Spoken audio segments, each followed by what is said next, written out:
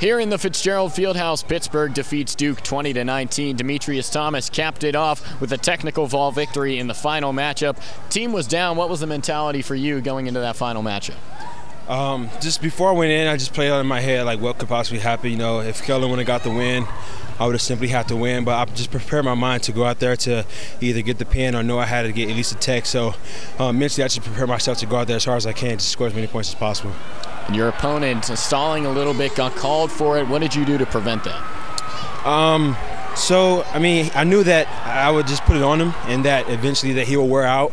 And in my mind, I simply just think, you know, at the end of the day, I just got to go hard on my opponent, and eventually he's going to wear. So I knew that eventually a stall would come. So it's kind of, I wasn't really working for that, but I knew if I outworked him that would happen. So.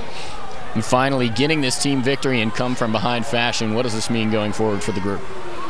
It just let us know that, you know, no matter how the duel is going, one, that it can just be possible to come through with the win, but also just setting an example for my teammates to just simply say that just go hard as you can, you know, no matter what the circumstances is, you know, it's not over until it's over. Here with head coach Keith Gavin. Coach, what was the mindset for Demetrius Thomas, and how about the performance of him in that final matchup? Yeah, Meech is he's been clutch for us pretty much all year, and you know, that's hard to do, to get a technical foul when all the guy has to do is not get tech fault, you know. I mean, so that was tough for him to do, and he's a really, really good competitor, and really proud of him. And late in the duel, team was down. What was the message to some of those wrestlers that still had to go as the team tried to fight back?